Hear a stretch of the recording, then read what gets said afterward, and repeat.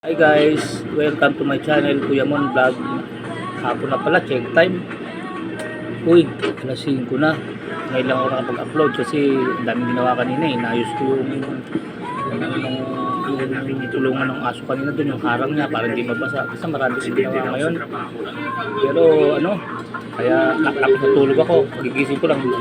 Merienda, kape po tayo. Hapon, merienda habang nanonood ng TV nandito sa harap ng tindahan. Pagkakatawa ko, binenta namin ito, pandesal, silang kamatayang pandesal at kape. Habang nagkakape.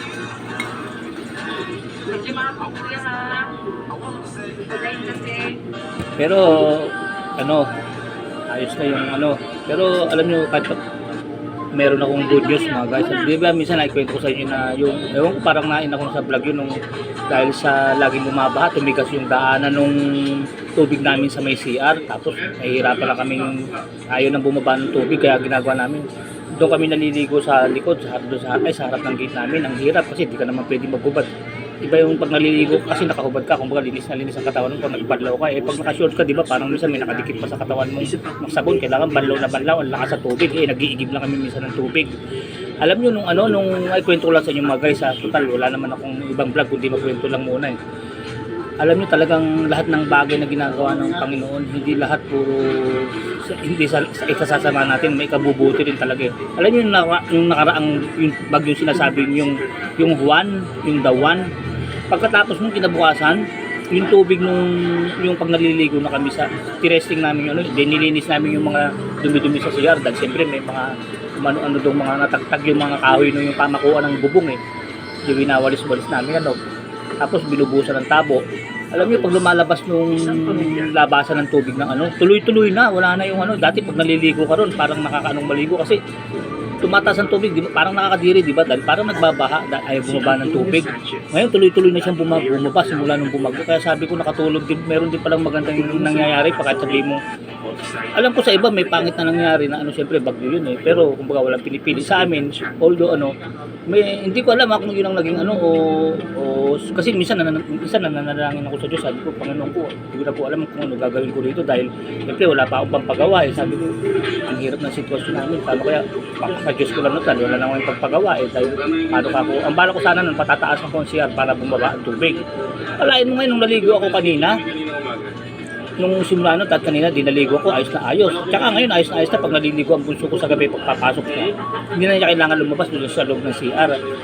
Alam niyo, sa pantaha ko mga guys, kaya ako bumaba yung tubig. Siguro yung kako yung mga, siyempre nung pag magbabagyo, di ba, humahangin-hangin ng malakas. Siguro kako yung mga daga-daga sa ilalim na siguro sila para silang nagulimahanan, naggalawan ng ganyan. Napagbubunggo siguro nila yung mga nakabarang mga tumigas na yung putik na dala ng dating baha, yung kulay brown na putik na galing ng, kasi yun ang duda namin eh, nung sa sobrang lakas na nang bumaba, baka yung magaling ng buntok, siyempre pag tumigas yung babara sa mga daanan ng tubig, di ba? Siguro nagkaagulo yung mga daga sa ilalim dahil taas ng hangin. Napagbubunggo siguro nila yung mga tumigas ng mga lupa. Nagkaroon ng daanan ngayon, lumuwag na. Kaya ngayon, pag naliligo kami, hindi na namin kailangan pumunta ngayon dyan sa harap namin sa may gate. Dito sa mismo sa CR, bumababa na tubig. Hindi ko na kailangan magpataas ng CR para lang bubaba ang tubig. Kaya sabi ko minsan talaga, pag di mo na lamang gagawin mo, effective din talaga yun, manalangin ka na lang sa Diyos. Pagpasa Diyos mo na lang kasi wala ka na talagang magagawa sa kalagayan ko. Ano pa magagawa ko? Wala naman akong permanent income. Ano yung gusto kong ipagawa yung para taasan. Siyempre kailangan mo ng pera, bibili ka ng simento, bibili ka ng buwangan. Ano ka nung tips na ibabayad mo sa tao, di ba? Sabi ko, bahala ka na po Panginoon kung anong mangyari dito. Maski nga nung bumabagyo, ganun na lang ang inaano ko, bahala ka na po Panginoon sa amin. Kasi nga yung bubong ng CR namin, bali ang kinakapitang kahoy nun, parang nagkakapit bisig na lang yung mga anay, wala na laman ng mga kahoy. Sabi ko, isang malakas lang na hangin to, tanga yung bubong nito. Awa ng Panginoon, hindi man natangay. Alam niyo ang ginawa ko guys, nanalangin ako tapos itinali ko sa inidoro namin, binibiro ko mga asawa ko, baka ako pag lumipad yung yero natin na yun, matangay yung inidoro natin ha. Awa naman Panginoon, wala mang nangyari sa amin kahit konti itong sinasabing yung Juan na bagyo na to na sobrang lakas daw. salamat sa Panginoon. Wala namang naging masamang ano sa amin, yung wala, merong matanggal na nabubong, ano man na sa o nasira, wala naman. Yun nga lang, nagkaroon ng dumi yung CR namin. Yung mga natagtag na, siguro na yung kahoy na, siyempre may mga, yun, di ba, yung parang mga napinong kahoy dahil nga parang nagkakapit bisig na lang mga anay dun, mga pinong kahoy. Yung natagtag yun, siyempre nagbagsakan sa CR yung mga parang mga pinong kahoy na pulbos na buhangin na kulay brown. Ang dumitingnan sa CR, di ba? Nilinis namin ngayon yun. Siyempre, habang nililinis namin, bubuhusan mo ng tubig yun. Di naman po pwedeng di bubuhusan ng tubig yun. Ayun, napansin namin nung nagbubuhos kami, tuloy-tuloy lang bumababa ang tubig, hindi na siya naiipon. Dati pag naligo ka, bago ka patapos maligo, medyo ganyan nakataas yung tubig sa paa mo kaya para bang nakakadiring yung nakakadiring doon maligo kasi yung dumi nung pinagpaliguan mo yung sabon at sa paa mo ganyan kataas tagal namin nililinis nun, tuloy-tuloy yung tubig bumababa mga guys. Kaya sabi ko, ay salamat sa Diyos, ito ang naging epekto sa amin ng bagyo, bumababa ng tubig ng inidor ng CR namin. Kaya sabi ko, kukwento ko to sa vlog ko, proud ako. Kaya lahat ng ginagawa ng Diyos, hindi natin alam kung ano iniisip niya. Kung iniisip natin puro perwisyo, hindi yung sobrang ganun, merong yung sa sobrang merong sigurong meron din naman kabutihang ginagawa ang Panginoon sa ganun. Diyos lang nakakaalam nun Kasi hindi natin alam, baka minsan pag sobrang dami ng ulan, kaya pala ginagawa ng Diyos yun. Ang dami niyang kailangan punuan. Sa isip ko lang po, sa thinking ko lang po, hindi ko naman iniisip na ganun. Kasi hindi ko sinasabing tama ako. Kasi siyempre, hindi naman ako Diyos para isipin ako yung tama. Iniisip ko lang baka ako, kaya ginagawa ng Panginoon yun. Minsan sobrang dami ng ulan, baka marami nang kailangan ng pondohan ng tubig. Diba? Sa mga dam, kailangan pondohan ng maraming tubig yun. Tapos sa mga ibang diba? Hindi natin alam kung ano yung plano ng Diyos. Tapos, minsan lang nakikita lang natin yung pangit na dinudulot. Maganda rin pa minsan natin makita din natin yung magandang dinulot ng sobrang pagbaha na yun. Kaya nung may mga sobrang pagbaha, ang inaano ko na lang, tinatanggap ko, nagpapasalamat na lang ako sa Diyos. Kasi pagpapaalala ng Diyos yun pagka nagpapano siya ng mga nasa Biblia yun pagka gumawa ang Diyos ng ulan, ng baha, ng bagyo, ng kung ano pa mang mga mga ulan, bagyo, kidlat, baha. Pagpapaalala yun ng Diyos yun na nandiyan siya Kasi siya rin ang gawa niya yun siya gumawa siya nga gumawa ng buong universe Pagpapaalala sa atin ng Diyos na nandiyan siya, kaya nagkakaroon ng ganun. Siya rin ang kayang pumigil nun. Yung mga ganun, kaya niyang pigilin yung ulan na yun, kaya niyang pigilin ng bagyo. Siya may gawa nun. Kaya nga may sitas sa Bible, hindi ko na lang dahil hindi naman po ako ministro. May sitas po kasi sa Bible na sabi niya, ako ang sumusugat at ako rin ang nagpapagaling. Ako ang pumapatay at ako ang bumubuhay. Ibig sabihin lang po ng ng sitas na yun, lahat ng mga nangyayari kalooban niya yun, kaya tanggapin natin ng maluwag sa dibdib natin. Huwag natin puro sisihin natin yung kundi magpasalamat tayo lagi sa kanya kahit ano pang maging sitwasyon ng buhay natin.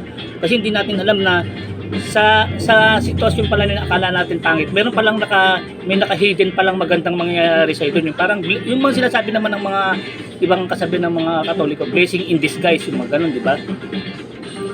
Ganun, blessing in disguise, parang ganun pala. Kaya pala may mga ganun. Kasi yung kagaya nun, nung bagyo na yun, nawala yung bara nung yung CR ko. Naisip ko naman minsan, baka ako nagkagulo yung mga daga sa ilalim sa sobrang pagkakagulo nila. Natagbubunggo nila yung mga tumigas ng mga putik na kaya napatag nila yun dahil sa kagagalaw nila. Kaya ngayon, diretso na yung pagbaba ng tubig. Wala lang, naikwento ko lang. Natutuwa kasi hindi ko mapigil lang i-share sa inyo Ang ganda nang nangyari Tapos kanina, ginawan ko kasi sabay-sabay yun. Sabay-sabay yung perwisyo na nangyari sa akin dati. Yung bumabara yung CR, tapos laging napupundi yung ilaw dahil nga yung current ng ilaw natin dito sa sinabi na sa akin ni Brad Johnny, yung current kasi daw ng ilaw kabago-bago. Kaya madalas mapundi yung ilaw. Kaya nangyari, ayaw nang bumaba ng tubig dun sa CR ko, tapos madilim pa pag umiihi ako sa gabi, kaya dala-dala ko pa yung flashlight ko. Kaya kanina tuntua ako. Naligo ako, bali lang araw na ako naliligo ng ginawan ko naman kanina ng ilaw. Yung ilaw na ginagamit ko sa Tokoy, total wala pa naman akong ginagawa. Tokoy po ang tawag dun sa lamesa namin sa mga dating mga manggagawa ng alahas. Kasi dati po ang gumagawa ng alahas, may ilaw ako dun Yung dating ilaw ko dun, inilagay ko muna sa CR. Ngayon, disaksak na lang. May ilaw kami sa CR ngayon. Itong tuwa ko, ginawa ko. Tapos ngayon, naliligo ang anak ko. Sabi niya, Paano ba to? Ano na lang, disaksak na lang. O sige, pagtsagaan mo muna yan. Bukas gagawan ko ng switch yan. Madali lang naman gawin yung switch, di po ba? Kahit sino naman. Parang madaling matutunan yung switch lang naman yun eh. Para hindi na disaksak. Kahit nakasaksak siya, basta may pindutan, pipindutin na lang. Ay, gagawan ko naman bukas ng pindutan. Kaya naikwento ko lang, natutuwa kasi ko. Sabi ko, unti-unting kumbaga sa unti-unting bumabawi kasi ang lakas ng perwisyo, isipin mo, bumabaha, hindi mo mapaliguan, tapos madilim ang CR. Sabi ko, patong-patong na, patong-patong na, kumbaga sa yung dilubyo. Buti nga, hindi sumabay yung, yung minsan, sasabay pa yung inidoro, minsan ayaw bumaba nung ang ginagawa namin doon, binubuso, nag-iinit kami ng tubig, lalagyan namin ng gel soap, ayun na, naman, nakukuha naman ng anak ko. Kala ko sasabay pa yun, buti hindi na sumabay yun. Kaya, ayun, okay na, ayos na yung CR. Tsaka ang pinagtataka ko doon sa na yun, kasi isa lang ang dinadaanan ng tubig namin ng lababo namin tsaka sa CR namin. Yung sa CR namin, ang pinagtataka ko po, ang tagal bumaba nung yung nga, nagtumataas minsan ng tubig kung naliligo. Ang pinagtataka ko, talagang ginagawang ka pa rin ng equality ng Panginoon Diyos. Tingnan mo, may equality, tingnan mo. Pero yung lababo ko, kahit anong hugas, namin doon, hindi nagbabara yun, tuloy-tuloy yung tubig. Kaya talagang meron pa rin positive, hindi puro negative. Kasi pag yun pa yung nagbara, naku, puro sakit na ng ulo yun. Lababo pa yung nagbara, tapos barado pa yung paliguan nyo, di ba? Parang binabalabalansi din ng Panginoon para kayanin mo yung sitwasyon. Kaya nga sabi ng Diyos, hindi kita bibigyan ng problema na hindi mo kakayanin. Babalansihin niya rin kasi inisip siya ng Panginoon siguro. Kung babarahin ko, pagbabara pa yung lababo nito, baka ito magwala na, parang ganun, di ba? Pero hindi ganun. Ibig sabihin, kung binibigyan tayo ng pagsubok ng Panginoon Diyos, yung parang binabalansi din ng Diyos, iniisip niya yung kakayanin mo. Kasi sabi ko, pag nagbara pa yung lababo namin, katakot-takot na problema na. Isinugo dito kahapon ang nakakapagtaka, nagbabara yung CR, lababo hindi nagbabara, isa lang naman ang dinadaanan ng tubig nun. Ano yung explanation mo doon, di ba? Di isa na namang tulong sa'yo ng Panginoon yun, paano nangyari yun, di ba? Kaya para sa akin tinuturing kong tulong ng Panginoon yun, kasi sa sarili ko hindi ko na ma-solve yun, hindi ko na magagawa kung paano eh. Nakakapagtaka ba't yung lababo tuloy-tuloy ang pagdaloy ng tubig, di ba?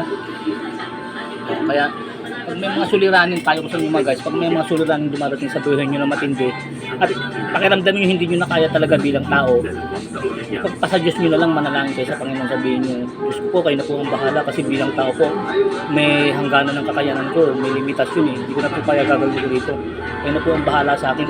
Pasa Diyos nyo lang, makikita nyo po guys, magkakaroon ng solusyon. Tataka kayo kung magkakaroon bigla ng solusyon. Tataka kayo paano nangyari, di ba? Sumasayo. Yung i-video ko na kailan ba mag-ano siya, nag-upload. Hindi, sabi ko hindi, alam ko magagalit eh. Hindi, ikwento ko lang. Napalingon na kung gano'n eh.